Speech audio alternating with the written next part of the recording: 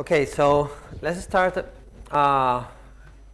the OpenNebula 5 highlights. So in this presentation, Tino and me are going to describe our last year in terms of development and technical features we've been adding to OpenNebula, and we'll review and give some hints about what is going to be OpenNebula 5 next year, right? So during the last year, from the last OpenNebula conference, I took that as the starting point from the metrics I've gathered to put in the slides. We've made two major releases, 5.0, 5.2, just a couple of days ago, and three maintenance releases.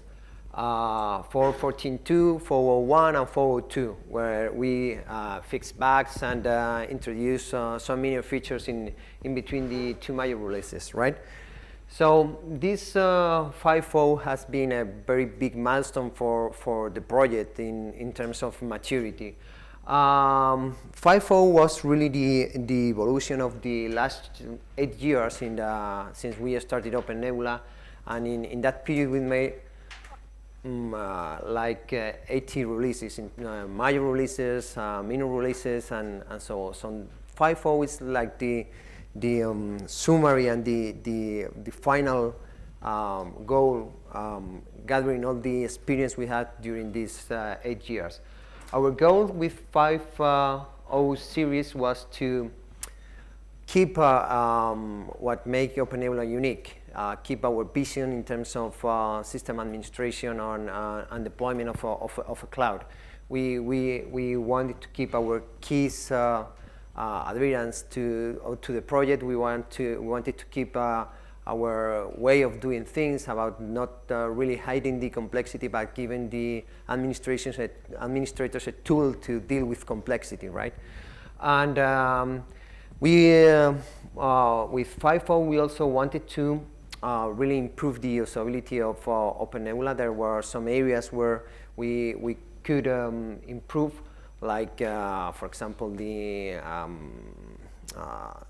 actions in terms of the PM, like the shutdown thing that caused too many problems to our user, because when you shut down a VM you lost that VM and that kind of thing. So we wanted to improve the usability part, and it was 5.0, so we sometimes when we discuss things, we were tempted to introduce a lot of new things, but we thought that it was really more important to don't break things. So introduce new features, but let the upgrade path to be smooth, and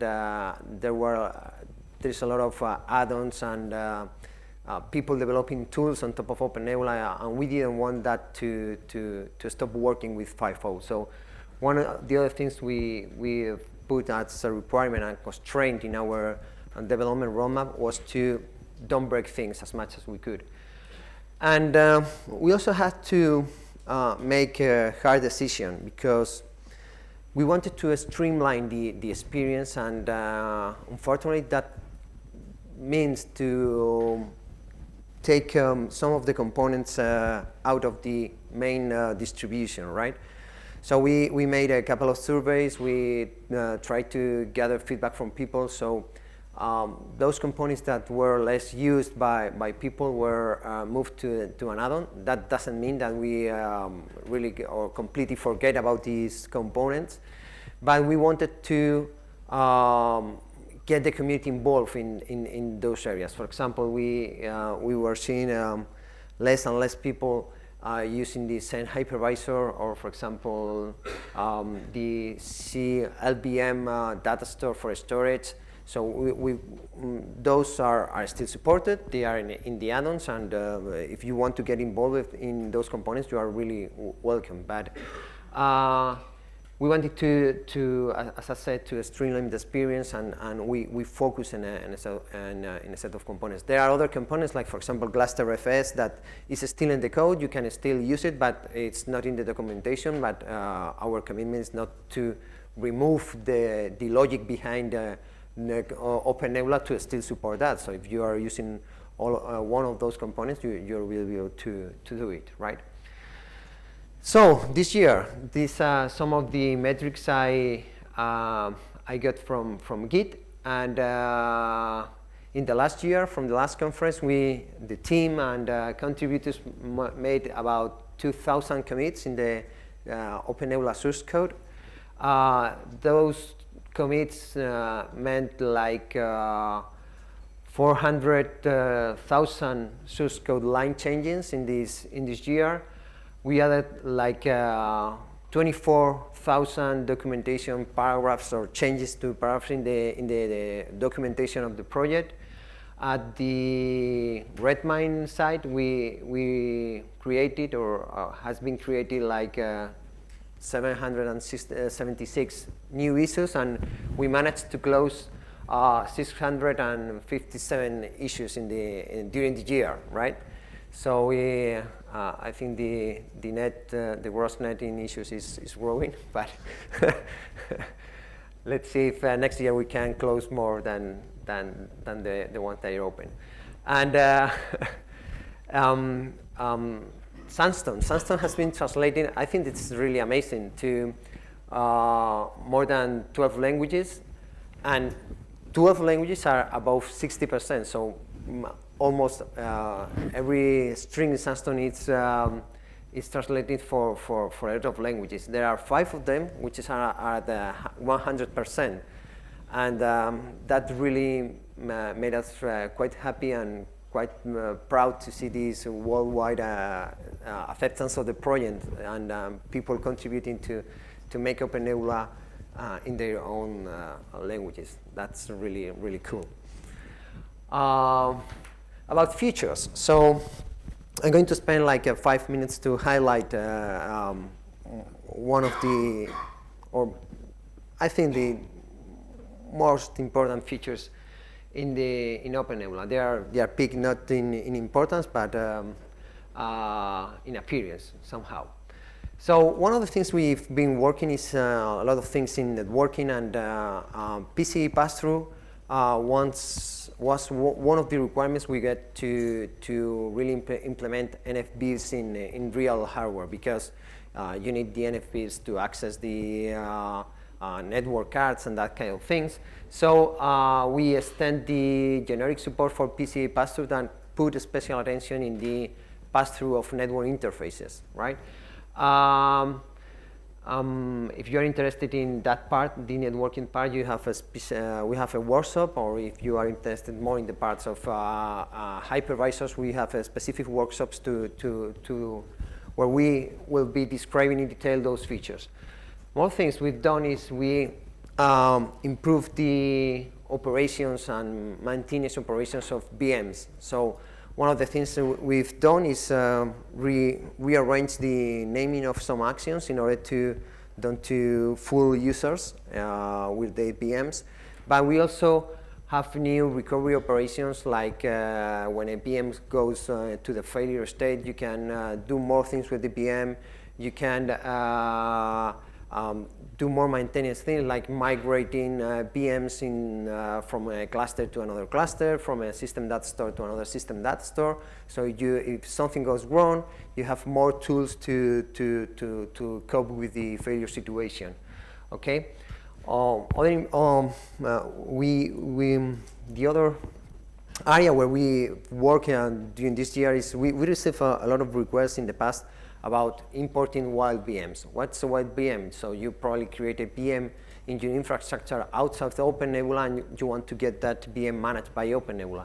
So in the 5.0 series, you can do that. You can import VMs that were created in OpenNebula in every supported hypervisor, vCenter or KVM. You can do more things across the states. There are some operations that were limited in 4.14 versions, like attaching disks in some states, or detaching network interfaces, or migrating in a given state. So we've been working in that. So you can now you can do a lot of more things in any state in the virtual machine.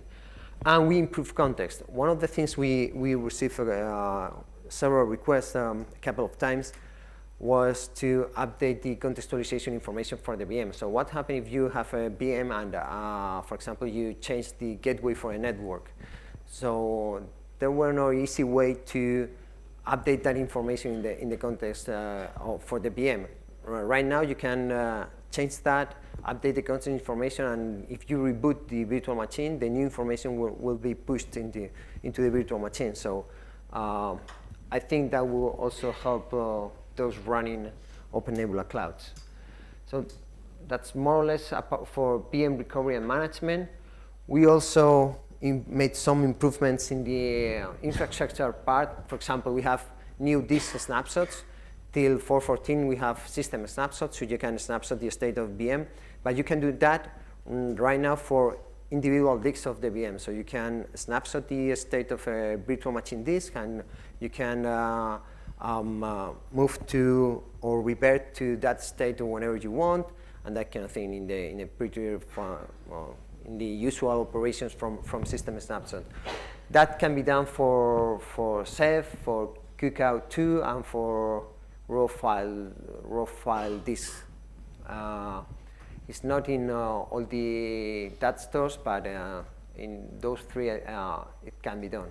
Also, we've improved monitoring a lot. We have some problems, especially in large scale deployment, because till 4.14 or 5.0, monitoring data store was made in the host. So when you have a shared data store, it's going to be monitoring all the hosts of your cluster. So that was a problem, for example, for NFS, because you were putting a lot of I/O requirements in the shared file system, or in Ceph clusters, because a lot of hosts are getting information from the storage. We've changed that, and now shared storage is only monitored from one point, from one of the hosts used to manage the storage, given that or provided that is an NFS or Ceph or whatever. So that really, I think that really improved the performance of shared storage in OpenNebula. You can now share resources of clusters. That's also very, very easy, or very, very handy for managed clouds, because you can have a virtual network belonging to different clusters and that store belonging to different clusters. So you can easily structure your resource provisioning patterns. Other important change in 5.0 was about networking. Most of the changes we put a lot of effort in improving networking experience in the last releases of OpenNebula, and now drivers for the network part is in defining the network instead of being defined the host like in the previous versions, right? So this gives you the opportunity that a single hypervisor can implement different networking technologies. So you can have VXLAN or VLAN tagging, all that being done in the same hypervisor, because you can do that. Till 5.0, you need to you couldn't do that. So if a hypervisor is doing VXLAN, you cannot do another kind of networking in that hypervisor. And we added virtual routers. A router, or a virtual router, is a specialized appliance, but we added the logic to easily manage that. So if you have different networks, you can route traffic between the networks through a custom appliance, and you can give that expose that at the BDC level, right? What else? The drivers itself, we did a lot of things in the drivers, so I pick just 3 important things. We updated the dependencies in terms of base libraries for some of the drivers. For example, the EC2 driver, it's now depending with the last Amazon EC2 library. We redesigned some of the networking drivers and the like. So there's been a lot of work in the driver thing, right? There are new drivers, for example, for the IP management. There have been quite a few changes in this area. Another important change is in LDAP driver, in general any driver, but LDAP is leverage this. When using LDAP, you can define your groups and users in your LDAP directory, right? Right now, you can, if you update the group membership, for example, in your LDAP directory, that is going to be changed also in OpenNebula. So in each authentication request, if something changes in your directory, that is going to be reflected in OpenNebula. So this help because we have a couple of users that were using LDAP, and they need just like a central point for user management. So they only wanted to do user administrations in terms of changing the LDAP, right? We also work a lot in the Ceph driver, not only in the monitoring, but we implement a new system, that store for Ceph. And right now you don't need a Ceph file system to do Ceph storage, right? And Sandstone, the last one, but probably the one that needs less work, because everyone using OpenNebula is seeing the changes. The Sandstone has really improved since 4.14 in terms of look and feel. We updated also the foundation libraries to the latest version, and we introduced a lot of UX features. We have labels to arrange resources. We have history navigation, so you can use your forward and backward buttons in your navigator for going back to the VM view or whatever. We have links across Sandstone in a lot of places, so you can jump from resource to resource easily. There are a lot of things, and we have new views, and all the new features has been exposed through Sandstone, right? So a lot of changes also in Sandstone. And the last one I want to highlight, and because I wanted to put just one slide for it, because I don't know if everybody is aware of this feature, is the marketplace. We redesigned completely the marketplace. Marketplace was also a very demanded feature, because a lot of sites, big sites, they wanted to share image across their clouds, right? And we have like an add-on for that, and it wasn't really well integrated, and the experience wasn't smooth with the marketplace. So we redesigned the whole thing, and now it's you can set up marketplaces in your own clouds based on HTTP or based in S3 API. If you have a Ceph cluster, you can set up your S3 gateway and use that as a marketplace. And the idea is that you can, from one OpenNebula cloud, you can easily upload things to the marketplace and download your images from that marketplace in another OpenNebula cloud. So if you have multiple locations, that's a really convenient way to share these images across clouds, because you can upload that from the marketplace from one location, download that from another location. And that doesn't be in your infrastructure. You can host the marketplace in a S3 or in the cloud, or you can use the community marketplace and that kind of thing. So I think marketplace is a really nice feature, and we also invested some effort in improving that. And next year, what is going to be OpenNebula like during the next year? We've just released 5.2 just before the conference. We wanted to go to the conference with our homework done. And we are actually really planning what's going to be 5.4, what are the features in 5.4. We want to do for sure some vCenter improvements, and Tino is going to explain you what we're going to do in vCenter. And we want to keep our guidelines for 5.4, I mean in terms of simplicity, usability, and the like. One of the things we want to do, because it's taking a lot of work for our users, is the HA setups.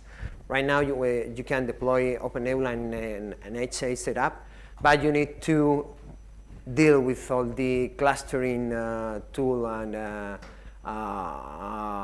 for setting the HA cluster, and that sometimes is not really easy to do, and you have a lot of dependencies in terms of software with other components, and they are quite high. So probably we are looking to implement Raft, the Raft distributed algorithm, to have multiple this running in your infrastructure, so one is taking the lead, and in a classical distributed system setup, right? We do want to improve some usability things, like we want to do better save as operations, so you can, for example, save as the VM in any state and in a more reliable ways. And also there are some actions that we want to do in more states. We want to vCenter to level up with KVM, and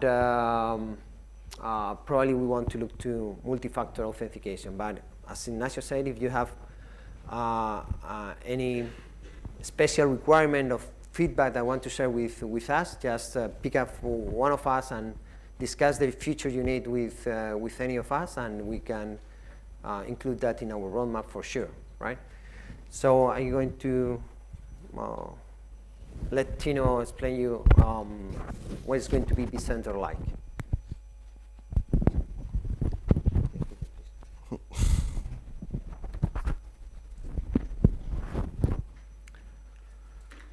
Okay, so I have 5 minutes to explain what we've done in the last year and what we're going to do in the next year regarding vCenter integration. So put on your seat belts because it's going to be fast. So OpenNebula relationship with supported hypervisors. So OpenNebula supports KVM. With KVM, it goes down all the stack. Oops. Sorry. It goes down all the way.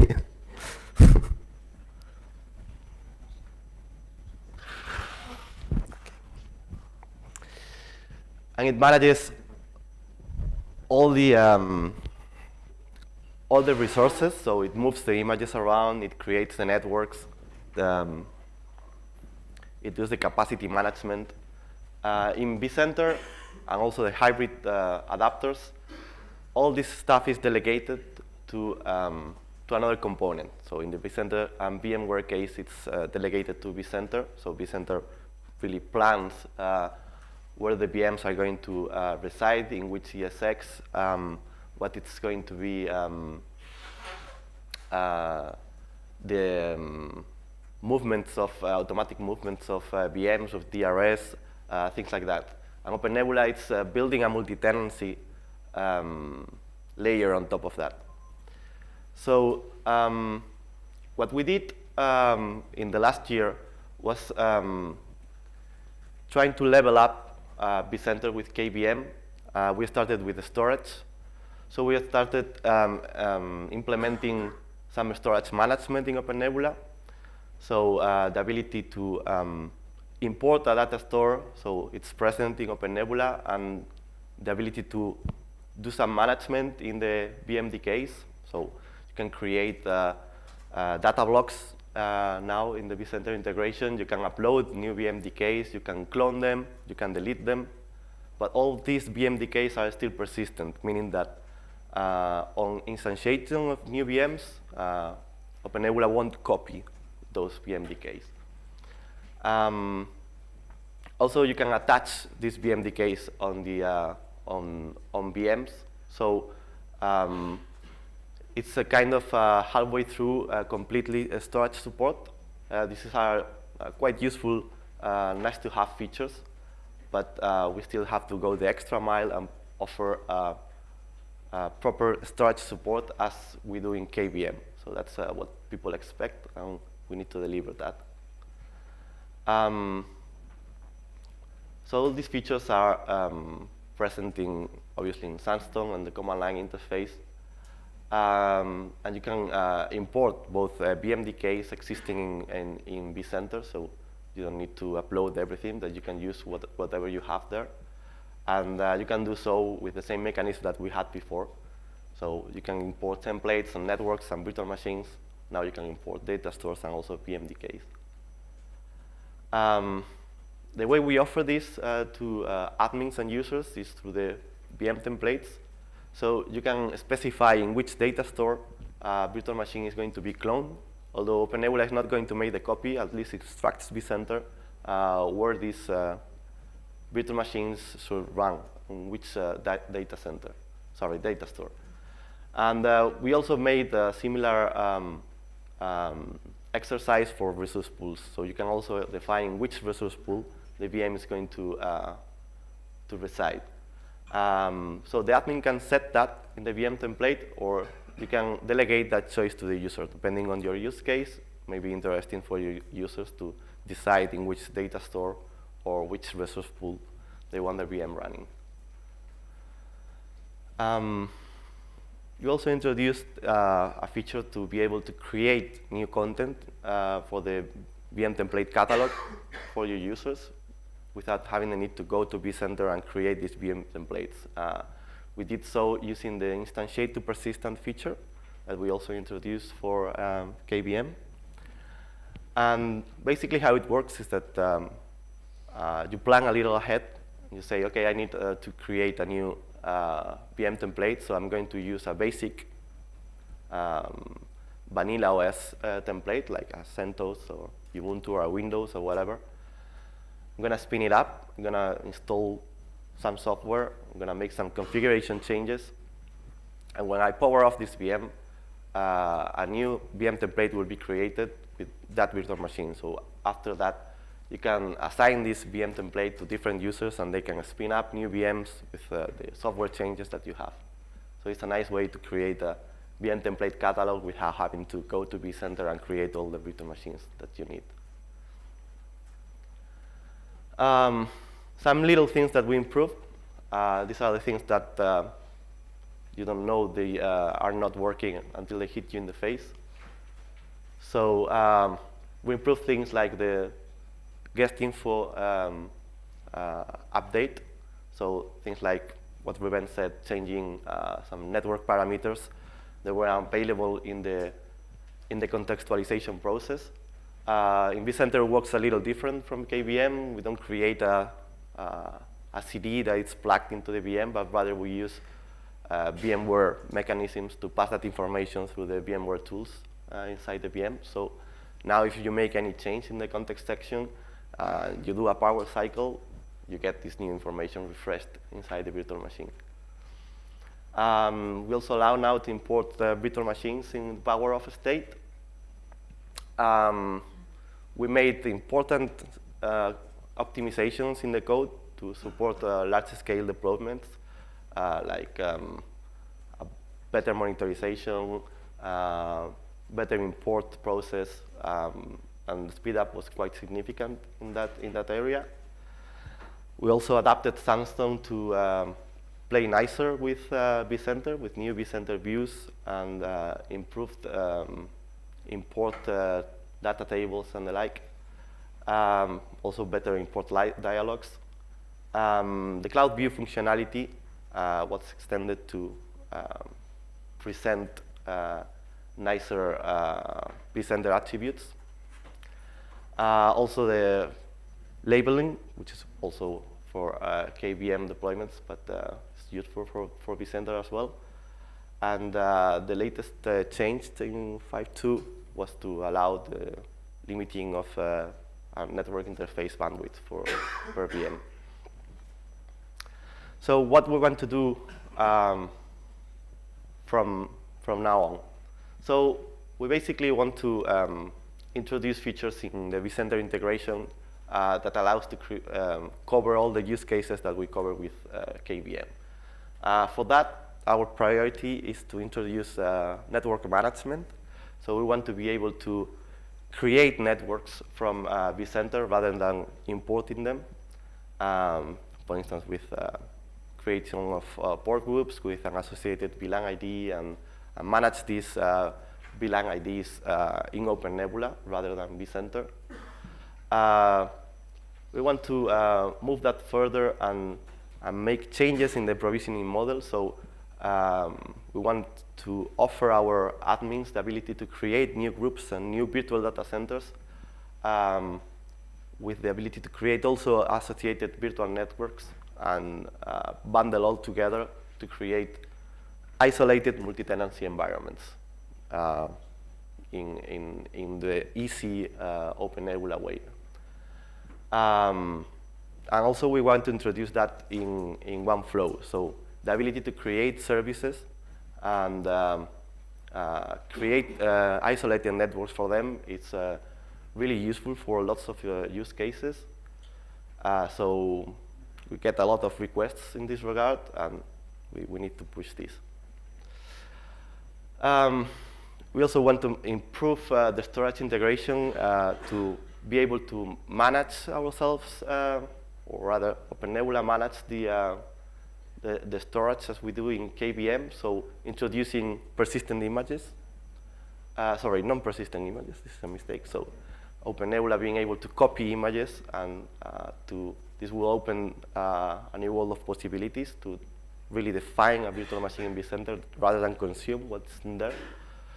We also want to add, related to this, the ability to resize disks, which is something that is also very demanded. And we have a list of things that design stuff that we need to clear out before we tackle this, like how we are going to to fit vCenter in our image and system data store model, which is not really that useful in vCenter, so we have to see how we manage that.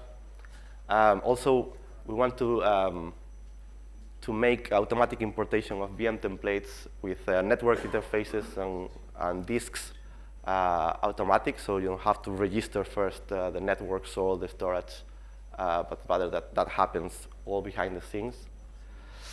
And obviously, we need to move ahead.